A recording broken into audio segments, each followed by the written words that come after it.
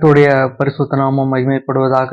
இந்த நாளிலும் அருளுரை துளியின் நிகழ்ச்சியின் வாயிலாக உங்கள் யாவரையும் சந்திப்பதிலே நான் மிகுந்த மகிழ்ச்சி உள்ளவனாயிருக்கிறேன். இன்றைய தினத்திலும் வேதத்திலிருந்து ஒரு சிறிய வசனத்தை நாம் வாசித்து தியானிக்கலாம். அவருடைய நாமம் மாத்திரமே மகிமைப்படுவதாக. வாசிக்கலாம். சங்கீதம் 46ஆம் சங்கீதம், அதிலே 10ஆம் வசனத்தை நாம் வாசிக்கலாம். நீங்கள் அமர்ந்திருந்து நானே தேவன் என்று அறிந்து கொள்ளுங்கள். ஜாதிகளுக்குள்ளே உயர்ந்திருப்பேன், பூமியிலே உயர்ந்திருப்பேன். இங்கே நாம் வாசிக்கிற இந்த சங்கீதமானது, தேவனே நமக்கு அடைக்கலமாயிருக்கிறார், தேவனே நமக்கு பாதுகாப்பாயிருக்கிறார், தேவனே நமக்கு அரணாய் இருக்கிறார் என்கிற அந்த கருப்பொருளின் அடிப்படையிலே இந்த சங்கீதம் இருக்கிறதை நாம் பார்க்க முடியும். தேவன் நம்மை எப்படியாக பாதுகாக்கிறார், அவர் எந்த அளவுக்கு வல்லமை உள்ளவர், நம்மை பாதுகாப்பதற்கான சத்துவங்கள் அவர்கிட்ட எந்த அளவுக்கு இருக்கிறது என்பதை குறித்து இந்த சங்கீதங்கள்ல வாசிக்க முடியும்.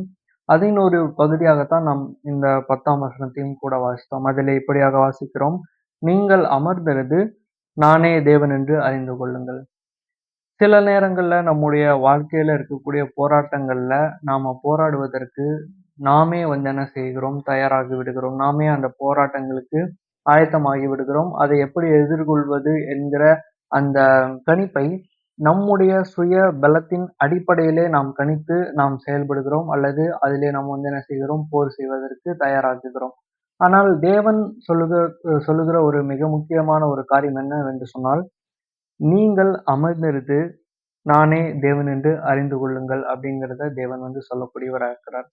சில நேரங்கள்ல நாம் நம்மோடு கூட இருக்கக்கூடிய தேவன் யார் என்பதையும், அவர் எப்பேற்பட்ட குணாதிசயங்களையும் வல்லமையுடையவர் என்பதையும் அறிந்து கொள்வதற்கு நாம் சில நேரங்கள்ல செயல்படாமல் இருப்பதை தேவன் என்ன செய்கிறார், அறிவுறுத்துகிறார். அப்படியாக நாம் செயல்படாமல் இருந்து தேவன் செயல்படுவதை பார்ப்பதன் மூலியமாக, அவர் செயல்படுவதை கவனிப்பதன் மூலியமாக நம்மோடு இருக்கக்கூடிய தேவன் எப்பேற்பட்டவர் என்பதை நாம் அறிந்து கொள்ள முடியும்.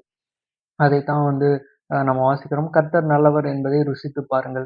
அப்போ அவர் எப்படிப்பட்டவர், அவர் எந்த அளவுக்கு வல்லமையுடையவர், எந்த அளவுக்கு நல்ல குணாதிசயங்களோ உடையவர் அப்படிங்கிறத நாம ருசித்து பார்த்தால் மட்டும்தான் நாம அறிந்து கொள்ள முடியும். நாம் தேவனை ஏற்றுக்கொண்டிருக்கிறோம், அவரை நம்முடைய இரட்சகராக ஏற்றுக்கொண்டிருக்கிறோம், அவரை ஆராதிக்கிறோம், அவரை தொழுகிறோம், அவரை நாம் பின்பற்றுகிறோம்.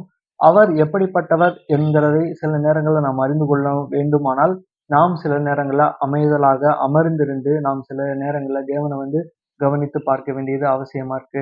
நிறைய நேரங்கள்ல தேவனை என்ன செஞ்சிருக்காங்க, வேதாகமத்துல இருக்கக்கூடிய அநேக தேவ மனிதர்கள் தேவனை அறிக்கை செய்திருக்கிறார்கள்.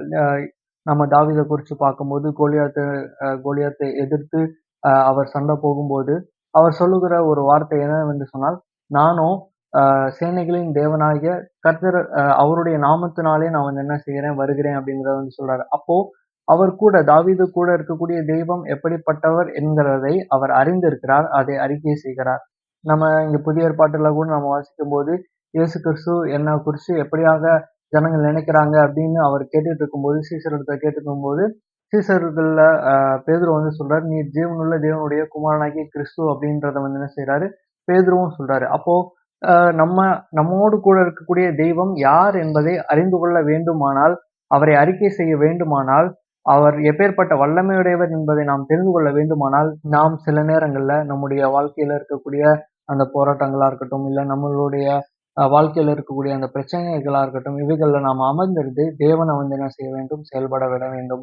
அப்படியாக நாம் செயல்படுவதை தவிர்த்து விட்டு, தேவனுடைய கரங்கள ஒப்புவித்து விட்டு தேவன் செயல்படுவதை நாம் பார்க்கும்போது, நம்மோடு கூட இருக்கக்கூடிய தெய்வம் எப்பேற்பட்டவர், அவர் எப்பேற்பட்ட வல்லமையுடையவர், எப்பேற்பட்ட அதிசய அற்புதங்களை செய்கிறவர் என்பதை நாம் அறிந்து கொள்ள முடியும். இவைகள் எல்லாம் அறிந்து கொள்வதன் மூலியமாக நாம் என்ன செய்கிறோம், தேவனை இன்னும் அதிகமாய் அறிந்து கொண்டு அவருக்கு மிகவும் பிரியமாய் வாழவும், அவரை தொழுது கொள்ளவும், இன்னும் நம்முடைய பக்தி விருத்தியிலே அதிகமாக வளருவதற்கு அந்த காரியங்கள் நமக்கு எப்பேற்பட்டதா இருக்கு, உதவிகரமா இருக்கு. அப்பேற்பட்ட ஒரு மிகவும் முக்கியமான ஒரு காரியத்தை நம்முடைய வாழ்க்கையிலையும் நாம் முன்னெடுத்து நாம் செய்வோம். தொடர்ந்து தேவனுடைய நாமத்தை மகிமைப்படுத்துவோம். ஆமென்.